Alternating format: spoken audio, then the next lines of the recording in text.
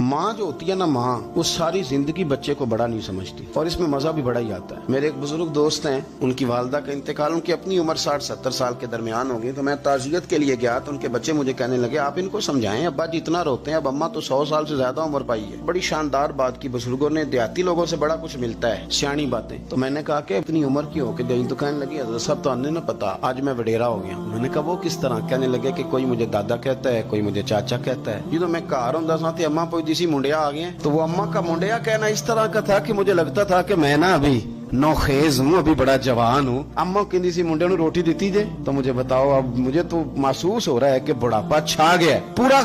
माँ जो होती है ना माँ, वो सारी जिंदगी बच्चे को बड़ा नहीं समझती और इसमें मजा भी बड़ा ही आता है। मेरे एक बुजुर्ग दोस्त हैं, उनकी वालदा का इंतकाल, उनकी अपनी उम्र 60-70 साल के दरमियान हो गई। तो मैं ताजियत के लिए गया तो उनके बच्चे मुझे कहने लगे, आप इनको समझाएं, अब्बा जी इतना रोते हैं, अब अम्मा तो 100 साल से ज्यादा उम्र पाई है। बड़ी शानदार बात की, बुजुर्गों ने, देहाती लोगों से बड़ा कुछ मिलता है, सियानी बातें। तो मैंने कहा कि इतनी उम्र की होके गई? तो कहने लगी, हज़रत साहब तो आने ना पता, आज मैं वडेरा हो गया। मैंने कहा वो किस तरह? कहने लगे कि कोई मुझे दादा कहता है, कोई मुझे चाचा कहता है। जो मैं घर होंदा सा ते अम्मा पुछदी सी मुंडिया आ गए, तो वो अम्मा का मुंडिया कहना इस तरह का था कि मुझे लगता था कि मैं ना अभी नौखेज हूँ, अभी बड़ा जवान हूँ। अम्मा कहती सी मुंडे नूं रोटी दी जे। तो मुझे बताओ, अब मुझे तो महसूस हो रहा है कि बुढ़ापा छा गया है पूरा।